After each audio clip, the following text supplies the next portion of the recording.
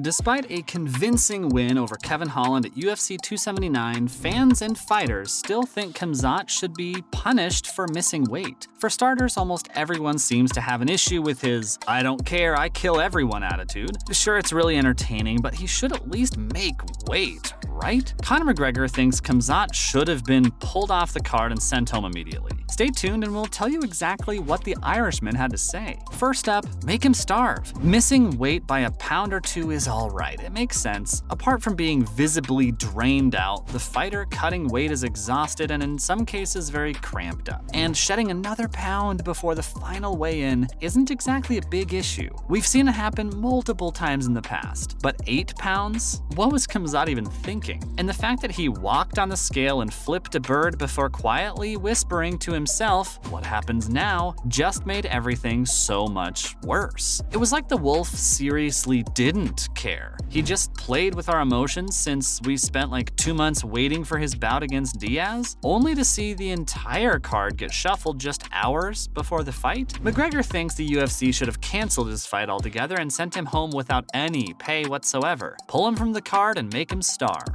Or, in other words, send him home and teach him a lesson that he isn't above anyone else just because he's undefeated or really dominant inside the cage. The Irishman thinks this reconfiguration by the UFC just before the fight will only make things worse whenever something similar happens again. Next, the smirks were enough for me. Like we said before, if Khamzat had shown the slightest disappointment for missing weight, maybe he would have been booed off stage. Now, don't get us wrong, we love the whole kill everybody and I'm a gangster vibe, but making weight is the bare minimum for any UFC event. If you're not even gonna take that seriously, then why should people even support you? The UFC must have spent an insane amount of money to generate hype for this fight. Let's not forget it was supposed to be the last fight on Nate's contract as well. So for Chimaev to step on stage, measure 8 pounds over the limit, and then smirk at everyone like nothing happened is not tolerable. Even McGregor thought the smirking was a little overboard. The smirks on the scale were enough for me. Same here, Conor. It's like the undefeated Chechen-born fighter was getting a kick out of it. Now, we're not really sure whether this was the easier fight for him since Conor thinks he got just that. Believe it or not, we actually think it was the opposite of that. It was the fight that was supposed to happen all along. It was a matchup the UFC should have been pushing from the start because seeing how he absolutely dominated Kevin inside the octagon, Nate would have probably gotten mauled by the wolf. So while we're still not over Khamzat missing weight, we're glad Nate got Tony Ferguson as his opponent. Moving on, it was a medical issue.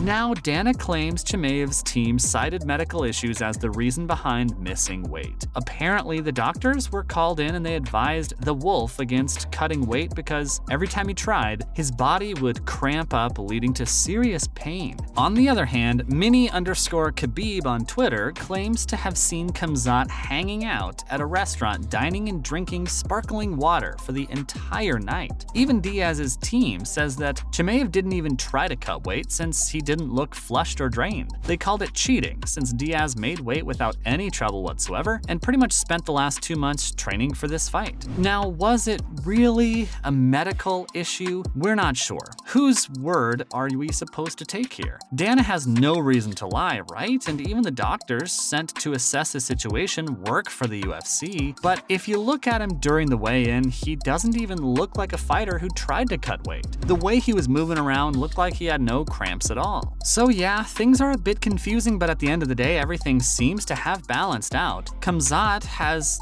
definitely lost a chunk of his fan base for his unprofessional attitude. Now for his championship run. While Khamzat did register another win, this fight hasn't exactly done a lot for his shot at the title. We already knew he'd have to wait since Kamaru and Leon are scheduled for a rematch fight sometime in the next couple of months. But if anything, it seems to have set him back, and that's mainly because he didn't fight Nate Diaz. So if he had fought and defeated Nate, he'd be in the headlines for all the right reasons. Like the Stockton Slugger said, he was going to make Khamzat, but if you check the headlines today, they're all about how the wolf missed weight and flipped the middle finger to everyone booing him. We reckon he'll have to take at least or 2 2 fights before he gets a shot at the title. We're not really sure, but we think Usman will win back the title, and then we'll have the fight we've all been waiting for. Khamzat Chimaev versus Kamaru Usman for the welterweight title of the world. Let's hope the Wolf learns something from this experience. Time for some more on the UFC. Up next, who made who? Remember when we told you how McGregor congratulated Nate Diaz for fighting out his contract along with promising him a trilogy fight? Well, guess what? Diaz has taken McGregor up on that offer, but he's also added a few remarks of his own which haven't sat too well with the former double champion. Apparently, the Stockton Slugger thinks he made McGregor inside the octagon when the Irishman won in their second ever fight at the UFC. Now, we're not too sure about who made who, to be honest. Both men are entertainers of the sport who will be remembered for years to come. But this could also just be a tactic to generate hype, since the comments were kinda uncalled for if you ask us. If someone congratulates you, we think you should just thank them and accept the call out. And it's not like they'll be fighting anytime soon either. McGregor will either have to wait until his contract expires or if Nate magically decides to sign with the UFC again. Let's talk about Mini Khabib. Hezbollah has always been super popular at the UFC. He has a huge social media following and has contacts with a lot of big fighters. But did you know Mini Khabib just signed a 5-year contract with the UFC? Yep, that's right guys. Hezbollah is going to be a big part of the promotion, now engaging with fans and media activities along with attending events and generating hype. We're not exactly sure how much he's going to be getting, but if we had to guess, it's probably somewhere in the millions. And considering the amount of love he gets, you'd think this move must have sat well with fans, but they aren't having it at all. For starters, they think it's very insulting to fighters who have to do so much just to secure a good deal with the promotion. They hardly get paid anything and don't even have a lot of job security since their contracts never span 5 years. And on the other hand, Hezbollah secures a 5-year contract for having such a huge web presence. We're not gonna lie, that's a bit unfair. Finally, a $2 million offer. Did you know Khamzat actually tried to make things right by offering Nate his entire purse with $2 million to fight him on Saturday? The Wolf claims he offered the Stockton Slugger to take the fight regardless of the weight difference because it wasn't really his fault. Khamzat told the media that he would have easily made weight and it was the doctors that stopped him from doing so.